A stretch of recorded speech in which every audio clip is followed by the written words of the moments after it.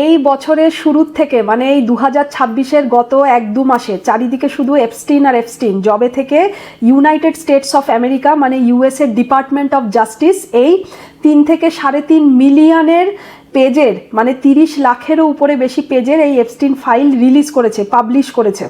তো এদের যে গভর্নমেন্টের অফিসিয়াল ওয়েবসাইট সেখানে অলরেডি এটা আপলোডেড আছে /epstein, তো যে কেউ আপনারা গিয়ে চাইলে পড়তে পারেন, দেখতে পারেন। তো এবারে হচ্ছে এই এত ফাইল, এই ফাইল আর কিছুই নয় যে 2005 সাল থেকে যেই ঘটনার ইনভেস্টিগেশন শুরু হয়েছিল সেই দিন থেকে সেই ঘটনার সমস্ত ইনভেস্টিগেশন, ট্রাভেল লগ, তার প্রমাণ, নথিপত্র, তারপর তার ডেটা লগ, সমস্ত কিছু মিলিয়ে যে নথি, তার ইনফরমেশন, তার যে আউটকাম, এই সব কিছুই একসাথে পাবলিশ করা হচ্ছে এপস্টিন ফাইলস। আর তার কি কি ঘটনা 2005 সাল থেকে এখনো অবধি হয়েছে অনেক কিছুই আমরা এই 2-1 মাসে অনেক বেসিক ইনফরমেশনই আমরা অলরেডি জেনে ফেলেছি। তো কোন ঘটনার থেকে এই সব কিছুর সূত্রপাত? 2005-এ যখন একটি 14 বছরের ছোট বাচ্চা মেয়ের পরিবার পুলিশে রিপোর্ট করে যে বাচ্চা মেয়েটিকে এই বলে কাজ দেওয়ার নাম করে যে মাসাজ দেওয়ার সার্ভিস, তার বদলে সে টাকা পাবে, এই কাজ দেওয়ার নামে এই জেফ্রি এপস্টিনের যে যৌন চক্র বা যৌন পাচার চক্র, সেক্স র্যাকেট, তার ফাঁদে পা দেয়, তার উপরে মলেস্ট হয়, অ্যাবিউজ হয়, মানে হচ্ছে যেটা যৌন অত্যাচার বা অত্যাচার, সে তার শিকার হয়, তারপর তার পরিবারের লোকজন রিপোর্ট করে। সেই দিন থেকে যে ইনভেস্টিগেশনের শুরু হয়। কে এই জেফ্রি এপস্টিন আমরা এতদিনে প্রায় সকলেই জানি।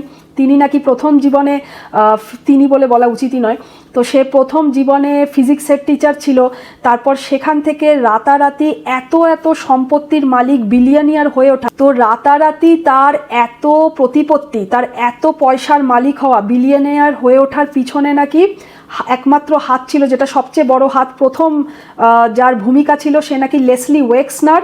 সেটাই বলা হচ্ছে যে একজন বিলিয়নিয়ার। আজকের দিনে আমরা 2-1টি নাম সকলেই জানি, ভিক্টোরিয়া সিক্রেট এবং বাথ অ্যান্ড বডি ওয়ার্কস, এই কোম্পানিগুলির মালিক হচ্ছে সেই লেসলি ওয়েক্সনার। তার ফাইন্যান্সের দেখাশোনা করতো এই জেফ্রি এপস্টিন এবং তার পার্সোনাল মানি ম্যানেজার ছিল। সেখান থেকেই নাকি তার এত প্রতিপত্তি আর বিলিয়নিয়ার হয়ে ওঠার প্রথম ধাপ। তো তারপর কি হয় আমরা সকলেই জানি যে 2টি আইল্যান্ড, ইউএসের যে ভার্জিনিয়া বলে যে জায়গাটি আছে, সেখানে 2টো আইল্যান্ড, একটা হচ্ছে 1990-এর শতকেই মানে 1998-তে কেনে একটি লিটল সেন্ট জেমস, আরেকটি হচ্ছে গ্রেট সেন্ট জেমস। তো এই 2টো আইল্যান্ড, যেই আইল্যান্ডে একটি বিলিয়নিয়ারের রিসর্ট থেকে শুরু করে যা থাকতে হয়, প্রাইভেট জেট, তারপরে নিজস্ব ইয়াট মানে বড় বোট, নৌকা, যেই প্রাইভেট জেটে করে ওই এয়ারপোর্টে যারা নামতো জেফ্রি এপস্টিনের এই আইল্যান্ডে আসার জন্য, তাদেরকে নিয়ে আসা, হোস্ট করা, নিয়ে যাওয়া, পাশের হোটেলে থাকলে সেখান থেকে হোস্ট করা, এই সমস্ত একটি প্রাইভেট আইল্যান্ডে যা থাকার দরকার সব কিছুই তার ছিল। শুধু তাই নয়, এমনকি এটাও বলা হচ্ছে, অবশ্য এই কথাটির কোনো উপযুক্ত প্রমাণ এখনো পাওয়া যায়নি, যে ওই আইল্যান্ডে নাকি একটি গম্বুজাকার কিছু একটা জায়গাও বানানো ছিল, যে যার ভিতরে কোনো শয়তানের ওয়ারশিপ করা হতো, যেখানে যেই সেক্স ট্রাফিকিং চলতো, যেই যৌন পাচার বা যৌন ব্যবসা চলতো ওই আইল্যান্ডে, ছোট অপ্রাপ্তবয়স্ক বাচ্চা মেয়েদের তুলে এনে ফাঁসিয়ে বা কিডন্যাপ করে ধরে এনে, এমনকি সেই ছোট অপ্রাপ্তবয়স্ক বাচ্চা মেয়েদের মধ্যে 5 বছর 7 বছরের বাচ্চারও সন্ধান পাওয়া গেছে ছবি, ভিডিও থেকে। তো তাদেরকে মোলেস্ট করা, যৌন অত্যাচারের পরে আবার তাদেরকে মেরে ফেলে, তাদের নাকি ওই শয়তানকে চড়িয়ে তারপরে সেই বাচ্চার বডির থেকে রক্ত, মাংস সবই খাওয়া দাওয়াও চলতো। তো এই ধরনের কথাও সব কিছু আমরা জানতে পেরেছি। 2005 সালের অভিযোগ, তার ভিত্তিতে যখন ইনভেস্টিগেশন স্টার্ট হয়, তারপরে 2008 সালে এই গ্রেপ্তার হয়। গ্রেপ্তারের পর অদ্ভুতভাবে এই জেফ্রি এপস্টিন একটি প্লি ডিল করেন, মানে একটি প্লিয়া আবেদন করে, যার ফলে এই ধরনের ক্রাইম ধরা পড়লে মূলত যাবজ্জীবন কারাদণ্ড হয়। কিন্তু তা তো হলোই না, 18 মাসের সাজা ঘোষণা হলো। আর সবচেয়ে আশ্চর্য ব্যাপার এবং হাস্যকর যে মানি পাওয়ার যার, ক্ষমতা যার, পুরো দুনিয়া তার। তো এটা আমরা ভাবি, কিন্তু সবার উপরে ঈশ্বর সত্য, এটা তো ঠিক থাকেই। তো 18 মাসের সাজা ঘোষণা হলো, সেটা তো হলোই না, মাত্র 13 মাসের মাথায় জেল থেকে ছেড়ে দেওয়া হয়েছে এই একটা প্লি ডিল করার ফলে। এত ক্ষমতা ছিল তার, প্লি ডিল বা সুইটহার্ট ডিল যেটাকে বলে। শুধু তাই নয়, যে কটা সময়, এই যে 13 মাস জেলে ছিল, যে কিছু সময়, সেই সময়তেও দিনের বেলা করে এই জেফরি এপস্টিনকে ছেড়ে দেওয়া হতো, যাতে কিনা সে নিজের কাজকর্ম করতে পারে। প্রত্যেক দিন দিনের বেলা তাকে ছেড়ে দেওয়া হতো। তারপরে আবারও এর যে একদম ঘনিষ্ঠ সঙ্গী, এর ডান হাত, এর প্রেমিকা বা সঙ্গিনী যাই বলা যায়, ঘিজলেন ম্যাক্সওয়েল, তো সে সমস্ত কাজকারবার চালাতো, তার ডান হাত ছিল। সেই বাচ্চা মেয়েদেরকে তুলে ধরে এনে গ্রুম করা, ট্রেন করা, অত্যাচার করা, সাপ্লাই দেওয়া রয়্যালদের বা সমস্ত। আমরা এতদিনে তো আমরা জেনেই গেছি যে পৃথিবীর সমস্ত পলিটিক্যাল বড় বড় অনেক মাথা, সমস্ত নয় অনেক বড় বড় মাথা, বিজনেসম্যান সব এই জেফরি এপস্টিনের আইল্যান্ডে যাতায়াত করেছে, সমস্ত নোংরা কাজে লিপ্তও হয়েছে। এমনকি যদিও অনেকেই বলছে যে না আমরা এই ধরনের কোনো কাজে লিপ্ত ছিলাম না, তাদের ছবি ভিডিও থাকার পরেও তারা অস্বীকার করছে।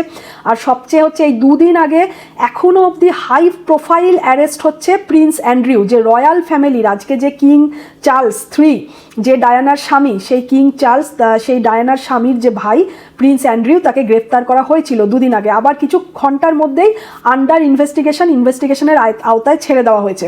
তো তার ভিডিও ছবিও প্রকাশ্যে এসছে প্রচুর, যে বাচ্চা মেয়েদের সাথে। তো সেই প্রিন্স অ্যান্ড্রিউ হচ্ছে এখনও অবধি একমাত্র হাই প্রোফাইল অ্যারেস্ট, এছাড়া তো কোনো অ্যারেস্টই নেই। কারণ যেখানে ট্রাম্পেরও ছবি এসছে, বিল ক্লিন্টনের ছবি এসছে। তো 2019 সালে আমরা সকলেই জানি, এখনও অবধি প্রায় জেনেই গেছি যে এই জেফরি এপস্টিন 2019-এ আবার গ্রেপ্তার করা হয়। আর 1-2 মাসের মাথায় এই আন্ডার ট্রায়াল থাকা অবস্থাতেই রহস্যজনকভাবে জেলের ভিতরেই মৃত্যু হয়। অবশ্যই সেটা রটানো হয় যে আত্মহত্যা করেছে, যার কোনোই প্রমাণ নেই, জেলের সিসিটিভিও কাজ করছিল না। আর 2022-এ এর যে রাইট হ্যান্ড ঘিজলেন ম্যাক্সওয়েল, সেই মহিলাকে 2022 সালে গ্রেপ্তার করা হয়, আর এখনও অবধি সে জেলেই আছে। তো এইবারে একটা মজার কথা হচ্ছে যে এই ঘটনা চলছে তো প্রায় 20 বছরের, দীর্ঘ 20 বছরের উপরে। 2019 সালে জেফরি এপস্টিনকে অ্যারেস্ট করা হয়েছে, জেলের ভিতরে মারাও গেছে। এটা হঠাৎ করে আজকে আবার এত লাইমলাইটে কেন এলো, এত প্রচার কেন? এটা অবশ্যই একটি অন্যতম ঘৃণ্য অপরাধ, যার কোনো ব্যাখ্যাই চলে না। যে এই ওয়েস্টার্ন কালচার, এই ওয়েস্টের অসুর বৃত্তি, এই ওয়েস্টের অপসংস্কৃতির অসুর বৃত্তির পরিচয় হচ্ছে এই এপস্টিন ফাইলস। কিন্তু এটা আবার হাইলাইটে এলো কেন? কারণ এই ডোনাল্ড ট্রাম্প নিজের পায়ে নিজে কুড়ুল মেরেছিল। কবে না, এই ইলেকশানে 2025-এ যে জিতে আসলো প্রেসিডেন্ট হয়ে, তার আগে যখন এর ইলেকশন ক্যাম্পেন চলছিল, তখন নিজেই এইসব পাবলিক করছিল ক্যাম্পেন চালানোর সময় যে ডেমোক্র্যাটদের প্রচুর কুকীর্তি এই এপস্টিন ফাইলে লুকিয়ে আছে। আমি চাই এপস্টিন ফাইল নিয়ে আরও ইনভেস্টিগেশন হোক, এটা লোকের সামনে আসুক। এসব ফক্স নিউজ চ্যানেলকে বা কোনো নিউজ চ্যানেলকে এটা ইন্টারভিউ দিয়েছিল ইলেকশন ক্যাম্পেন চলাকালীন, অপোজিশনকে ফাঁদে ফেলার জন্য। কারণ ডেমোক্র্যাটদের মধ্যে, অপোজিশনের মধ্যে বিল ক্লিন্টনের নাম জড়িয়ে আছে, আর তার অনেক ছবিও এসছে পার্টি করছে বা এরকম কিছু। তো এটা বলার পরেই আবার সঙ্গে সঙ্গে বোধহয় নিজেরও কুকীর্তির কথা কিছু মনে পড়ে গেছে, ওই জন্য আবার সঙ্গে সঙ্গে এটাও জুড়ে দিয়েছিল যে এপস্টিন ফাইলে কিন্তু অনেক কিছু ভুলভাল কথাও থাকবে, ভুলভাল তথ্যও আছে। তো সেই ঘটনা হয়েছিল। তারপরে প্রেসিডেন্ট হয়ে এলো, আবারও এপস্টিন ফাইলের কোনো কিছু হলো না। এরপরে সিনে আসছে হচ্ছে এলন মাস্ক। আমি একটি ভিডিওতে বলেছিলাম এই 1 থেকে 10 যে আমি আমেরিকার পুরো সিরিজ বানিয়েছিলাম, যে সমস্ত কিছু আমেরিকার ব্যাপারে, তার মধ্যে আমি যেই 7 নম্বর ভিডিওতে বলেছিলাম ফেডারেল রিজার্ভ আর ট্রেজারি বন্ড, কখন এরা ডলার প্রিন্ট করে, কখন ছাপায়, কোন কোন সময় কিভাবে ছাপায়, আর কিভাবে বন্ডের মাধ্যমে অন্য দেশ থেকে আবার সেই ডলারকেই ধার করে। তো সেই ভিডিওতে আমি বলেছিলাম এই এলন মাস্ককে যখন ডোনাল্ড ট্রাম্প ডোজের হেড বানালো, ডোজে মানে ডিপার্টমেন্ট অফ গভর্নমেন্ট এফিসিয়েন্সি, এটার হেড বানালো এই ট্রাম্পই। কারণ কিছুকাল ট্রাম্প আর এলন মাস্কের মধ্যে ভীষণ ভালো সম্পর্ক ছিল, ভাই বন্ধু মতো। তো হেড বানানোর সময় কিন্তু এলন মাস্ক অনেক কিছু ইনভেস্টিগেশন করে তার টিমের সাহায্যে একটা কথা ইন্টারভিউতে পাবলিক করেছিলেন। আর আমি সেটার লিঙ্কও দিয়ে দিয়েছিলাম ইন্টারভিউতে, যে ম্যাজিক মানি কম্পিউটার ট্রেজারিতে, মানে ট্রেজারি মানে গভর্নমেন্টের জিনিস, ট্রেজারিতে অনেকগুলো কম্পিউটার এরকম পেয়েছে, 25-26টা কম্পিউটার, যেটা গভর্নমেন্টের কম্পিউটার, যেখানে out of a thin air শুধুমাত্র ডলারের এন্ট্রি হয়েছে, ডিজিটাল এন্ট্রি হয়েছে, তার কোনো ব্যাকিং নেই, তার কোনো অস্তিত্ব নেই। মানে কম্পিউটারে মানির পর মানির শুধু এন্ট্রি হয়ে গেছে, সেই মানি কোথায় গেছে, কোথায় কত মানি প্রিন্ট হয়েছে, সেটা কাকে কাকে দেওয়া হয়েছে, তার কোনো হিসাব কোথাও নেই। এদিকে ট্রিলিয়ন ডলার এন্ট্রি হয়ে গেছে, ডিজিটাল এন্ট্রি হয়ে গেছে কম্পিউটারে। তাই জন্য উনি এটার মানে কৌতুক ভরে, মানে ফানিলি এটাকে বলেছিলেন ম্যাজিক মানি কম্পিউটার। এরকমভাবে এই এলন মাস্কই যেই মুহূর্তে আগের বছর 2025-এ ডোনাল্ড ট্রাম্পের সঙ্গে সমস্ত কিছু সম্পর্ক তিক্ত হয়, আর ভাই ভাই সম্পর্ক থাকে না, হঠাৎ করে এ ওর নামে কু মন্তব্য করতে শুরু করে, এ ওর নামে অভিযোগ করতে শুরু করে। সেই সময়তে হঠাৎ করে এলন মাস্ক বলে উঠল যে এই ডোনাল্ড ট্রাম্প তো নিজে জড়িত রয়েছে এপস্টিন ফাইলে। সেই দিন থেকে এই এপস্টিন ফাইল আবার লাইমলাইটে এলো।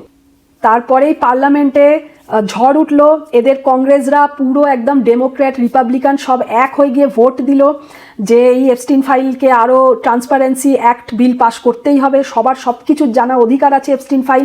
তার আগে এফবিআই কিন্তু কিছুতেই রিলিজ করছিল না সব ফাইল, তাদের সব ইনভেস্টিগেশন। কিন্তু এই এলান মাস্কের বোম ফেলার পর থেকে তারপরে আমেরিকাতে এদের ঝড় উঠলো পার্লামেন্টে, এদের কংগ্রেসে। তো তারপরে সমস্ত কিছু ডিসকাশনের মাধ্যমে, তারপরে ট্রান্সপারেন্সি বিল অ্যাক্ট সব কিছুর মাধ্যমে এই ফাইনালি ডোনাল্ড ট্রাম্পকে নিজেকে বাধ্য হলো ডোনাল্ড ট্রাম্প সাইন করতে যে হ্যাঁ এই বিল পাস হবে এবং এপস্টিন ফাইল সবার সমক্ষে আসবে। তারপরে এফবিআই ধীরে ধীরে ধীরে ধীরে এখনো অবধি প্রায় 3 মিলিয়নের উপরে পেজের এই এপস্টিন ফাইল রিলিজ পাবলিশ করে দিয়েছে। এবারে আসি আসল কথায়, কোন কোন ভারতীয় নাম জড়িয়েছে। তো জড়িয়েছে বলতে গেলে এখানে আমার একটা জিনিস ক্লিয়ার করে দেওয়া উচিত যে আমি মূলত এই এপস্টিন ফাইলকে 3টে ক্যাটাগরিতে ভাগ করব। একটা হচ্ছে যেটা ডাইরেক্ট ভিডিও আর ছবি সব কিছু পাবলিশ হয়েছে, যেখানে হচ্ছে এবং ইমেলেও কথোপকথন, প্রচুর ইমেল সংগ্রহ হয়েছে, সেখানে কথোপকথন এবং ছবি ভিডিও, যেখানে পুরোপুরি বোঝা যাচ্ছে কারা কারা এই ঘৃণ্যতম অপরাধে, এই নোংরা কাজে পুরোপুরি লিপ্ত ছিল, বাচ্চা মেয়েদের সাথে তাদের ছবি ভিডিওস। তার মধ্যে একটা নাম ভীষণভাবে আমরা দেখতেই পেয়েছি উঠে এসছে, এই প্রিন্স অ্যান্ড্রিউ, যাকে গ্রেপ্তার করা হয়েছিল রয়্যাল ফ্যামিলির। তো এখানেও একটা মজার বিষয় আছে, হঠাৎ করে এই রয়্যাল ফ্যামিলিকে অ্যাটাক করা হচ্ছে কেন? কারণ আমেরিকা এখন কিছুতেই চাইছে না এই ইউকে রয়্যাল ফ্যামিলির মোনার্কি বজায় থাকুক। তো এর পেছনেও কারণ ঘটনাও আমেরিকার, এফবিআইও আমেরিকার, ঘটছেও আমেরিকায়, পাবলিশও করছে আমেরিকায়। তো আর এমন একটা টাইমে এই সব কিছু হচ্ছে যেই টাইমে পুরো ওয়ার্ল্ডে এত বড় চেঞ্জ আসছে, কারণ আমেরিকার নিজস্ব সব কিছু কোল্যাপস হচ্ছে। আর এটাও তো ভালোভাবেই বোঝা যাচ্ছে যে এই জেফরি এপস্টিন, তার এত ক্ষমতা, এত পাওয়ার কে সিআইএ আর ডিপ স্টেট ভালোভাবে ইউজ করেছে যাতে এই পৃথিবীর তাবড় লোকেদের লাটাইয়ের সুতোকে হাতে রাখা যায়। কারণ যখনই দেখেছে এ একটা সেক্স র্যাকেট চালায় আর রীতিমতো এর আইল্যান্ডে লোকজন যাতায়াত শুরু করেছে, তো অবশ্যই ডিপ স্টেট আর সিআইএর নজরে এসছে আর একে সেইভাবেই ইউজ করেছে। আইল্যান্ডের প্রত্যেকটি কোনায় কোনায় ক্যামেরা ছিল, এত কিছু ডকুমেন্ট, চ্যাট, ইমেলস সমস্ত কিছু রাখা হতো, এই কারণেই ট্র্যাক রাখা হতো এই জেফরি এপস্টিন। আর হ্যাঁ, জেফরি এপস্টিন তো শুধুমাত্র এই সেক্স ট্রাফিকিং যে চালাতো, শুধুমাত্র এই যৌন ব্যবসা চালাতো তা তো নয়। যেহেতু এই ডিএসআর সিআইএকে ইউজ করেছে, তো বোঝাই যাচ্ছে একাধারে ছিল ফিক্সার, একাধারে ছিল ডিল ব্রেকার। সমস্ত কিছু বড় বড় দেশের পলিটিক্যালি যা যা কাজ কারবার হতো সেই সমস্ত কিছু এর মাধ্যম দিয়েই যেতে হতো, এছাড়া কোনো উপায় নেই। তো আমি মূলত 3 ধরনের হিসাবে ভাগ করব। এক হচ্ছে যেটা বললাম যে যাদের ডাইরেক্ট সমস্ত কিছু ছবি ভিডিও পাবলিশ হয়েছে, প্রিন্স অ্যান্ড্রুজ যেরকম। দ্বিতীয় কিরকম আমি বলবো, দ্বিতীয় ক্যাটাগরি আমি বলবো এরকম অনেক আছে যাদের সঙ্গে ইমেল চালাচালি হয়েছে ডাইরেক্ট, যেমন তার মধ্যে এলন মাস্ক নিজেও আছে, ইচ্ছা প্রকাশ করছে যাওয়ার, কিন্তু সে গেছে কিনা, সে লিপ্ত হয়েছে কিনা এ ধরনের কাজে, বা সে পুরোপুরি জানতো কিনা কি কাজ হচ্ছে এখানে, তার কিন্তু কোনো প্রমাণ পাওয়া যায়নি। যেমন এলন মাস্ক বলছে যে আমি তোমার ওয়াইল্ড পার্টিতে যেতে চাই, এরকম ধরনের কিছু একটি মেল পাওয়া গেছে। তো সে আদৌ কোনোদিন গেছে কিনা, কোনোদিন এই কাজে লিপ্ত ছিল কিনা, সে কিন্তু আমরা কেউ জানি না। 3 নম্বরটা আমি এটাই বলবো, যেহেতু এই জেফরির মাধ্যমে এপস্টিন ছিল একটা মিডিয়া বা একটা ট্রেড মেকার, ডিল মেকার, যার মাধ্যম দিয়ে এই পৃথিবীর বড় বড় সমস্ত দেশগুলোর বড় বড় ট্রেড ডিল বলুন, ডিল মেকিং বলুন, সব কিছু হতো। তাই ইমেলের মাধ্যমে কার সাথে কার কি ডিল হচ্ছে, political deal, economical deal, country wise, তো সেইগুলো তার কথোপকথন পাওয়া গেছে। কিন্তু তার কোনোভাবেই তার মানে এই নয় সে কোনোভাবে জেফরি এপস্টিনের এই সেক্স ট্রাফিকিংয়ের সাথে যুক্ত ছিল। তো এইবারে ফিরে আসি ভারতের কোন কোন নাম। মীরা নায়ার, ভারতীয় বংশোদ্ভূত মীরা নায়ার, তো যে মামদানির মা আমরা সকলেই জানি। মীরা নায়ার ওই আইল্যান্ডে পার্টি করেছেন, একথা সত্য, তার প্রুফও এসছে, ছবি এসছে, ওই আইল্যান্ডে পার্টি করছেন তার কোনো ফিল্মের প্রমোশন বা ফিল্মের সাকসেসের সেলিব্রেশন হিসাবে, কিন্তু কোনোভাবে কোনো প্রমাণ আসেনি যে মীরা নায়ার এই রকম নোংরা কাজে লিপ্ত ছিলেন। আমি যেহেতু আগেই বলে দিয়েছি যে জেফরি এপস্টিনকে ফিক্সার হিসাবে, ডিল ব্রেকার হিসাবে, ট্রেড মেকার, এই সমস্ত কিছুর বড় মাথা হিসাবে ট্রিট করা হতো, তার মাধ্যম দিয়েই সব কিছু করা হতো, সেই জন্য যে কোনো রকম পলিটিক্যাল কনভারসেশনে জেফরির সাথে কথা বলতে হতো বা জেফরিকে ইউজ করতে হতো। তো আরেকজনের নাম উঠে এসছে যে হচ্ছে 2014-তে বিজেপির অ্যাডভাইজার ছিলেন রবি মেহতা বা মান্তা। তো তার একটি ইমেল এসছে যেখানে পরিষ্কার শুধু এইটুকু লেখা আছে, সে জেফরির সাথে একবার মিট করেছে, অনেকক্ষণ ধরে তাদের কনভারসেশন হয়েছে, কিন্তু কোনোভাবে হয়তো জেফরি কনভিন্স নয়, তো সে আবারও জেফরির সাথে কথা বলতে চায়। যদি না বলে তো ঠিক আছে, বাট সে কথা বলতে চায়, এরকম ধরনের একটা পলিটিক্যাল কনভারসেশন যে কিছু একটা নিয়ে কথা বলছে, এবং সে এটাও জানাচ্ছে যে আমি নেক্সট বার দেখা হলে আমি তাকে এই ব্যাপারে আরও বিস্তারিত জানাবো। তো এটা পরিষ্কার একটা পলিটিক্যাল কনভারসেশন, এখানে কোথাও কোনো এরকম প্রুফ বা কোথাও কোনো এরকম ইঙ্গিত নেই যে ওরকম কোনো কাজের সঙ্গে উনি কোনো ইন্টারেস্ট দেখাচ্ছেন বা ওটার সঙ্গে জড়িত। এরপর উঠে এসছে ইন্ডিয়ান আমেরিকান একজন অথারের নাম দীপক চোপড়া। তার সাথে জেফরি এপস্টিনের অনেক ইমেল কনভারসেশন পাওয়া গেছে, বোঝাই যাচ্ছে দুজনে বেশ ভালো মতো ক্লোজ ছিল। আর সেখানে কোড ল্যাঙ্গুয়েজে কথা বলা হচ্ছে যেখানে কিছু কিছু ক্ষেত্রে কিন্তু উইমেনকে বা মহিলার শরীরকে অবজেক্টিফাই করে বা মহিলার শরীরের সৌন্দর্য, এরকম কিছু কোড ল্যাঙ্গুয়েজে কথাবার্তা হয়েছে, এরকম ধরনের ইমেল পাওয়া গেছে। তো এক্ষেত্রে তবুও প্রমাণ হয়নি যে হ্যাঁ সে ওই কাজটা করেছে, কিন্তু এই ধরনের ইমেল কনভারসেশন খুবই সন্দেহজনক। এরপর একটি গুরুত্বপূর্ণ নাম, সে হচ্ছে বর্তমান পেট্রোলিয়াম মিনিস্টার হরদীপ সিং পুরী। সে অনেকবার অনেক ইমেল চালাচালি হয়েছে, একথা সত্যি, কিন্তু এই পুরো ইমেল শুধুমাত্র প্রমাণ দিচ্ছে, যেহেতু আমি বলেছি এই এপস্টিনকে পেরিয়ে এই এপস্টিনকে ইউজ করা হতো যে কোনো রকমের ফিক্সার, ডিল ব্রেকার হিসাবে। তো এই এপস্টিনের সাথে ইনভেস্টমেন্ট নিয়ে কথাবার্তা হচ্ছে। এপস্টিনকে বলা হয়েছে লিঙ্কডইন, যেই লিঙ্কডইন আমরা সবাই জানি ওয়েবসাইট, লিঙ্কডইন কোম্পানি যে হচ্ছে জব সার্চ বা যে সবাই সবার প্রফেশনাল পরিচয়, প্রফেশনাল আইডেন্টিটি, সেইখানে আমরা প্রোফাইল ক্রিয়েট করি, প্রফেশনাল প্রোফাইল, এবং সমস্ত কোম্পানিরা, ইন্ডিভিজুয়াল এবং কোম্পানি বিজনেসরা, সেই লিঙ্কডইন হচ্ছে ওয়ার্ল্ড মোস্ট পপুলার এখন। সেই লিঙ্কডইনের রেড হফম্যানের সাথে পরিচয় করিয়ে দেওয়ার জন্য এপস্টিনকে বলছে হরদীপ সিং পুরী, এবং হফম্যানের সাথে দেখাও হয়েছে, সেইটা নিয়ে কি কি কথাবার্তা হয়েছে তারও ইমেল, পুরো কনভারসেশন রয়েছে। এবং এই এপস্টিনের সাথেও হরদীপ সিং পুরী 2-3 বার দেখা করেছে ম্যানহাটানের টাউন হাউসে। তো কোথাও কোনো, এবং পুরো কনভারসেশনই রয়েছে, যা যা প্রমাণ এসছে সব কিছুই ইনভেস্টমেন্ট নিয়ে, যে ইন্ডিয়াতে ইনভেস্ট করার জন্য ইন্টারনেট সেক্টরে এবং আদার সেক্টরে। তো কোথাও কোনো প্রমাণ নেই যে হরদীপ সিং পুরী ওই আইল্যান্ডে যাওয়ার ইচ্ছা দেখিয়েছে বা উনি নিজে গেছেন বা ইনভলভ হয়েছেন। এরপরে যে আরেকটি ভীষণ গুরুত্বপূর্ণ নাম, যে হচ্ছে বিজনেসম্যান এবং মুকেশ আম্বানির ভাই অনিল আম্বানি, কিন্তু সে কোনো না ভারতের মিনিস্ট্রি বা ক্যাবিনেটের কেউ বা পার্টি মেম্বার নয়, সে জাস্ট একজন বিজনেসম্যান এবং অবশ্যই আমাদের মুকেশ আম্বানির ভাই।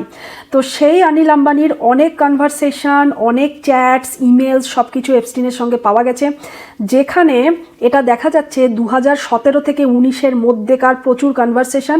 এবং এইটুকু সময়ের মধ্যে আমরা জানি 2019-এ অনিল আম্বানি ব্যাংকরাপ্ট হন। উনি প্রায় 40,000 কোটি টাকার দেনা মাথায় নিয়ে তার কাছে তিনি ইউকের কোর্টে ডিক্লেয়ার করে আমার সম্পত্তি কিচ্ছু নেই, আমার নেট জিরো, আমি পুরো দেউলিয়া হয়ে গেছি। এর সূত্রপাত হয় যখন এরিকসন নামে যে কোম্পানি আমরা সবাই জানি, সেই এরিকসন হচ্ছে এই রিলায়েন্সের বিরুদ্ধে মামলা করে যে এরিকসনের যে একটি টাকা, সেই বকেয়া টাকা মেটাচ্ছে না, সেটা হচ্ছে 455 কোটি টাকা। তো সেই সূত্রপাত থেকে মামলা কোর্টে ওঠে এবং জানা যায় যে অনিল আম্বানির কাঁধে 40,000 কোটি টাকার দেনা এবং অনিল আম্বানি ব্যাংকরাপ্ট হয়ে গেলেন সেই সময়টা। তার আগে এটা মনে করা হচ্ছে যে যেহেতু এই 2017 থেকে 19-এর সময়টায় সমানে কনভারসেশন করেছে এপস্টিনের সাথে, যেখানে দেখা যাচ্ছে বিভিন্ন কনভারসেশনে কোথাও বলছে যে আমাকে যদি আমার ডিফেন্স কোম্পানিকে যদি সাহায্য করা হয়, বা কোথাও বলা হচ্ছে আমি এত মিলিয়ন লোন কি করে পেতে পারি। তো এই ধরনের কনভারসেশন করা হচ্ছে, আর কোনোভাবে ট্রাম্পের টিমের সাথে আমি দেখা করতে চাই, এই ধরনের। এটুকু বোঝা যাচ্ছে যে উনি যখন ব্যাংকরাপ্ট হয়ে গেলে তার আগে কোনোভাবে এই এপস্টিনের মাধ্যমে আমেরিকার হেল্প নিয়ে নিজের কোম্পানিকে বাঁচানোর চেষ্টা করছিল বা নিজে আরও দেনা বা আরও কিছু পাওয়ার চেষ্টা করছিল। ইমেল কনভারসেশন বা চ্যাট কনভারসেশনের কোথাও এটা মেনশন অনিল আম্বানি করেনি যে আমাকে মোদি সরকার বা আমাকে বিজেপি সরকার বা ইন্ডিয়ার সেন্ট্রাল গভর্নমেন্ট আমাকে পাঠিয়েছে বা আমাকে কথা বলতে দিয়েছে বা তার হয়ে আমি কাজ করছি, এরকম কোনো কথা নেই। সে শুধুমাত্র নিজের কোম্পানির ব্যাপারে কথা বলে গেছে, আর কি করে সে লোন পাবে আরও বেশি টাকা বা কি করে সে ডিফেন্সের কোম্পানিতে ডিল পাবে সেই ধরনের কথাবার্তা সে বলেছে। এবারে রাফাল ডিল নিয়ে যেই কথাটা উঠছে, অনিল আম্বানির কোম্পানির সাথে রাফাল ডিল, কন্ট্রাক্ট, এই ধরনের অনেক কথা উঠছে, সেই জায়গাটা ক্লিয়ার করে দিই। সেই জায়গাটা হচ্ছে ভারত সরকার 2016 সালে ডাসল্ট বা ডেসল্ট যাই বলুন, ডাসল্ট অ্যাভিয়েশন কোম্পানির সাথে কন্ট্রাক্ট করে যে যুদ্ধবিমান বা রাফাল কিনবে। ভারত সরকার সরাসরি কন্ট্রাক্ট কখনোই অনিল আম্বানির কোম্পানিকে দেয়নি যে তুমি যুদ্ধবিমান বানাবে বা তোমার কিছু থাকবে, এরকম কিছু নয়। এবার ওই কোম্পানি ডাসল্ট অ্যাভিয়েশন থেকে এবারে অফসেট অব্লিগেশন বলে একটা ব্যাপার থাকে, যেখানে যখনই কোনো বিক্রেতা কোম্পানি মানে কোনো কোম্পানির থেকে যদি কেউ কিছু কেনে, সেই বিক্রেতা কোম্পানির সাথে চুক্তি হয় যে তোমার একটা টাকা, তুমি টাকার একটা পার্ট তোমাকে ভারতের অর্থনীতিতেও খরচ করতে হবে যাতে ভারতের অর্থনীতি শক্তিশালী হয়। এটাকে অফসেট অব্লিগেশন বলে, যেটা হচ্ছে পুরোপুরি লিগাল জিনিস।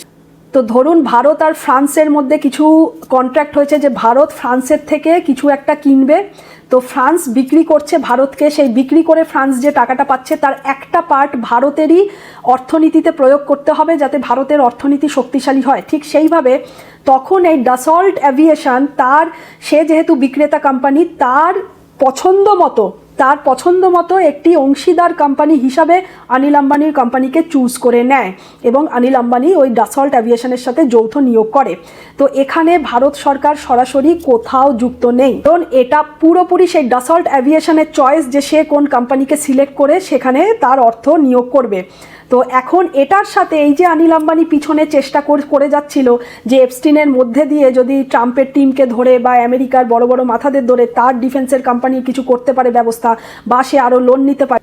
আর অনিল আম্বানি কোনোদিনও এই প্রতিরক্ষা বা ডিফেন্স কোনো দুর্নীতি মামলাতেও কোনোদিনও জড়াননি, এমন কিছু ঘটনাও ঘটেনি যেখানে সুপ্রিম কোর্টের মনে হবে যে তার হস্তক্ষেপ করা উচিত, এরকম ধরনের কোনো দুর্নীতি বা কোনো মামলা কোনো কিছুই ঘটেনি কোনোদিন। যেই মুহূর্তে অনিল আম্বানি প্রায় জেলে যাওয়ার মতো উপক্রম হয়েছিল, সে ব্যাংক্রাফ্ট হয়ে গেল 2019-এ, তার আগেই হয়তো চেষ্টা করছিল এপস্টিনের হাত ধরে যদি কোনো কিছুভাবে বাঁচানো যায় নিজের কোম্পানিকে। তো তারপরে দেউলিয়া হয়ে যাওয়ার সময় মুকেশ আম্বানি কিন্তু এগিয়ে এসে তার ভাইকে রক্ষা করে। এরিকসনের যে বকেয়া টাকাটা ছিল সেটাকে মিটিয়ে দেওয়া হয় প্রায় 455 বা 500 কোটি টাকার মতো। এরপর সবশেষে আসি, আমাদের ভারতের প্রধানমন্ত্রী নরেন্দ্র মোদীজির নামও উঠে এসছেন। তো এখানে একটা কথা তো বলেই দিই, এসব নিয়ে কথা বলার কোনো প্রয়োজনই হয় না, তবুও বলে দিচ্ছি, কারণ তার আগে এটাই বলবো, আমরা যারা পার্টি পলিটিক্স কোনো কিছুর সাথে যুক্ত নেই, কিন্তু আমাদের মধ্যে এইটুকু ধারণা, এইটুকু চিন্তা শক্তি আর এইটুকু বোঝার ক্ষমতা যথেষ্ট রয়েছে যে ভারতের বর্তমান প্রধানমন্ত্রী তিনি কী ধরনের মানুষ, তিনি কতটা শ্রদ্ধেয়, এবং তার চরিত্র, তার দৃঢ়তা, তার সংকল্প, সব কিছু ব্যাপারে আমরা সব কিছু জানি। তার কার্যকলাপ, তার ডেডিকেশন, ত্যাগ, কর্তব্য সব আমরা জানি। তো এমনকি আমি তো বলবো তার বিরোধীরা বেশি ভালো করে তাকে চেনে। তো তবুও বলে দিই, যেই মেন ইমেলে তার নাম উঠে এসছে যেই ঘটনাটায়, যে শুধুমাত্র তার নাম উল্লেখ করা হচ্ছে যে 2017 সালে ইসরায়েলে প্রধানমন্ত্রী নরেন্দ্র মোদীজি ভিজিট করেছেন, সেটা নাকি আমেরিকার স্বার্থে তিনি ইসরায়েলে গিয়ে নাচ গান করেছে, আর ইট ওয়ার্কড, এটা নাকি কাজে দিয়েছে, এই কথাটি লেখা আছে। খুবই হাস্যকর, এ কথা সত্যি।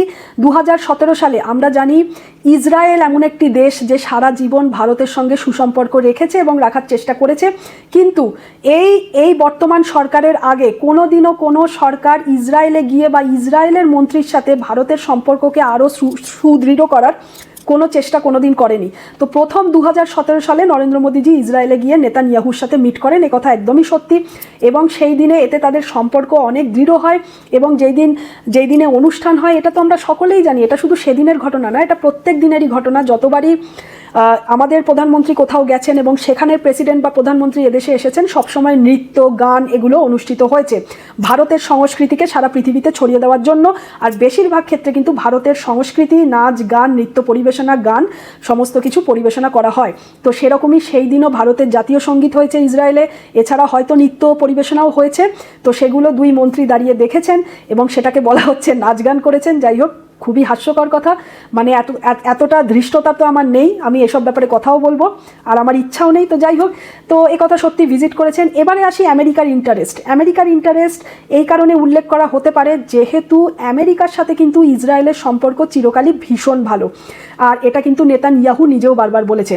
এমনকি সেই জন্য আমি যখন একটি ইরানের ভিডিও করেছিলাম, ইরানের ব্যাপারে, তারপরে আইমেক করিডোর, এই সমস্ত কিছু। ইরানের যে রেজিম চেঞ্জ হবে, ইরানে যদি যুদ্ধ লাগবে, অবশ্যই লাগবে রেজিম চেঞ্জ করানোর জন্য, ইরানের জনগণের ক্ষতি করানোর জন্য নয়। তো রেজিম চেঞ্জ হওয়ানোর জন্য, মানে শাসন পরিবর্তন করার জন্য তার প্রধান কারিগরই কিন্তু ইসরায়েল থাকবে এই যুদ্ধের। কিন্তু আমেরিকার হেল্প নিয়েই কিন্তু ইসরায়েল এই রেজিম চেঞ্জ করাবে। তো আমেরিকা ইসরায়েল চিরকালই বন্ধু। তো আজকের দিনে দাঁড়িয়ে যদি ভারত 2017-তে গিয়ে ইসরায়েলের সঙ্গে বন্ধুত্ব আরো দৃঢ় করে, স্বভাবত বোঝাই যাচ্ছে যে ইসরায়েল যখন আমেরিকার শত্রু নয়, তো ইসরায়েলে ভারতের প্রধানমন্ত্রী গেলে আমেরিকার এতে কোনো ক্ষতি নেই। এই আমি একটা কথা বলেছিলাম, এপস্টিন ফাইল, এগুলো এটা কিসের সমষ্টি? প্রমাণ, নথিপত্র সবকিছু, এবং ট্রাভেল লগস বা ডেটা লগস মানে ডেটা রেকর্ড। এই ট্রাভেল লগস কিভাবে এক্সট্র্যাক্ট করা হয়েছে, এই একটি বিভিন্ন কিন্তু অনলাইন ডেটা ব্রোকার থাকে, তার সাথে একটি ডিফেন্স ডিপার্টমেন্ট যার নাম হচ্ছে নিয়ার ইন্টেলিজেন্স, সেই নিয়ার ইন্টেলিজেন্স তাদের সাথে টাই আপ করে এই ডেটাকে এক্সট্র্যাক্ট করেছে। এই নিয়ার ইন্টেলিজেন্সের সেন্টার কিন্তু সিঙ্গাপুরে রয়েছে, বেঙ্গালুরুতেও রয়েছে। তো এরাই জোগাড় করেছে সমস্ত ট্রাভেল লগস, যে কত হাজারে মোবাইল ওই এপস্টিন আইল্যান্ডে গেছিল, সেই মোবাইলের ডেটা লগ, ডেটা রেকর্ডের মাধ্যমে। এই ডেটা অনলাইন ব্রোকার কারা, যারা এভাবে অনলাইনে ডেটা এক্সপোজ করে দেয়, এরা হচ্ছে তারা আপনারা যেসব অ্যাপ ইউজ করি মোবাইলে, এই বিভিন্ন অ্যাপে কিন্তু সবসময় কিছু না কিছু অ্যাডভার্টাইজমেন্ট আসতে থাকে। এই অ্যাডভার্টাইজমেন্টগুলোর মাধ্যমেই কিন্তু আপনার মোবাইলের লোকেশানের ডেটা কিন্তু পাচার হয়ে যাচ্ছে। মানে আপনি সেই মুহূর্তে মোবাইল নিয়ে কোন লোকেশানে আসছে, আপনি কোনো অ্যাপ খুলছেন, সেই অ্যাপে কোনো অ্যাডভার্টাইজ জেনারেট হচ্ছে, সেই অ্যাডভার্টাইজের থ্রু কিন্তু আপনার লোকেশান ডেটা চলে যাচ্ছে। আর এরা হচ্ছে এই অ্যাডভার্টাইজগুলো জেনারেট করে হচ্ছে কিছু অনলাইন ডেটা ব্রোকার। সেই ব্রোকাররা যখন কোনো ইন্টেলিজেন্স এজেন্সি এসে তাদেরকে ধরবে, তারা অবশ্যই সেটা তাদের ডেটা দিয়ে দেবে, তাদের কাজই এটা। তো এই নিয়ার ইন্টেলিজেন্স যা ডেটা কালেক্ট করেছে, ডেটা লগ, সিস্টেম লগ, মোবাইলের লগ কালেক্ট করেছে, তাদের মধ্যে থেকে বেশিরভাগই দেখা গেছে সমস্ত ট্রাভেল আমেরিকার মধ্যেই ঘোরাফেরা করছে, বেশিরভাগ ক্ষেত্রে ফ্লোরিডা, টেক্সাস, এই সমস্ত জায়গা থেকে, তারপরে নিউ ইয়র্ক। তো এরা ইউরোপে, তার মানে কি শুধু আমেরিকাতেই এই কাজ হয়েছে ইউরোপ বা আশেপাশের কোথাও থেকে আসেনি? হ্যাঁ, ইউরোপ থেকেও এরা কিছু ডেটা পেয়েছে, কিন্তু খুব, যেখানে প্যারিসে কিন্তু এই জেফরি এপস্টিনের নিজস্ব জায়গা কেনা ছিল, তবুও কিন্তু ইউরোপের কিছু ডেটাই নিয়ার ইন্টেলিজেন্স উদ্ধার করতে পেরেছে, কিন্তু বেশিরভাগ পারেনি। কেন? কারণ ইউরোপের যে GDPR, general data protection regulation, privacy law ভীষণ করা, এবং এই পৃথিবীর মধ্যে সবথেকে স্ট্রং হচ্ছে প্রাইভেসি ল, হচ্ছে ইউরোপের ডেটা প্রোটেকশন রেগুলেশন ল। তো সেই জন্য এই নিয়ার ইন্টেলিজেন্স খুব একটা কার্যকর হতে পারেনি, কিন্তু তা সত্ত্বেও কিন্তু সিডনি, অস্ট্রিয়া, ইউক্রেনের জায়গা থেকেও যে লোক এপস্টিনের আইল্যান্ডে ভিজিট করেছে, এই সমস্ত ডেটা কিন্তু কালেক্ট করেছে। যাই হোক, শেষ করছি। পরবর্তীকালে যেরকম বলেছে নাকি আরও পাবলিশ হওয়ার আছে, এখন সত্যি আরও হবে, দেখা যাক। তো আরও পাবলিশ হওয়ার আছে, আরও কার নাম বেরিয়ে আসে, কোন বড় মাথাদের। তো এবং প্রমাণ সহ যে ছবি ভিডিও দেখা গেছে যে ওই আইল্যান্ডে নোংরা কাজে লিপ্ত ছিল। তো যাই হোক, যদি যার নাম বেরোবে, অবশ্যই প্রমাণ হলে শাস্তি সবার হওয়া উচিত। এবং এটাই বলবো যে অনেকে এই কথাটা বলছে, যে এটা বলে শেষ করব, যে এই 2008-এই যখন এই জেফরি এপস্টিনের শাস্তি হয়েছিল, যে চাইল্ড সেক্স ট্রাফিকিং করার জন্য, তো তাহলে এর পরেও কেন এর সাথে এই বড় মাথারা যোগাযোগ করেছে? ওই যে আমি বলেছি যে শুধু জেফরি এপস্টিন তো এই সেক্স ট্রাফিকিং তার মেন কাজ ছিল না, তাকে ফিক্সার হিসাবে, ডিল ব্রেকার হিসাবে, ট্রেড মেকার হিসাবে আমেরিকার সিআইএ, ডিএসরা ইউজ করেছে। তো সেই জন্য কোনো দেশকে, কোনো দেশের সাথে কথা বলতে গেলে পলিটিক্যাল ওয়ে, ইকোনমিক্যাল ডিল, যে কোনো কিছু এর থ্রু দিয়েই যেতে হবে, এছাড়া কোনো উপায় নেই। এখন যেটা হচ্ছে যে তাদের মধ্যে কারোর যদি এরকম প্রমাণ হয় যে তার প্ররোচনায় পা দিয়ে, সে অবশ্যই, এটা তো জানা কথাই যে সবাইকেই হয়তো ডাইরেক্টলি ইনডাইরেক্টলি অফার দেওয়ার চেষ্টা করবে এই এপস্টিন, যাতে করে ফাঁদে ফেলা যায় ওই আইল্যান্ডের তার কাজের। তো কেউ যদি ফাঁদে পা দিয়ে, বা ইচ্ছাকৃতভাবে, আমি ফাঁদে পা তো বলবো না, কারণ 40, 50, 60 বছরের লোকেরা তো আর ফাঁদে পা দিয়ে করে না, ইচ্ছাকৃতভাবেই করে। তো ইচ্ছাকৃতভাবে তার অফার গ্রহণ করে যদি কোনো রকম নোংরা কাজে লিপ্ত থাকে, তার প্রমাণ হয়, তো সেটা হচ্ছে জঘন্যতম অপরাধ এবং তার শাস্তি হওয়া উচিত।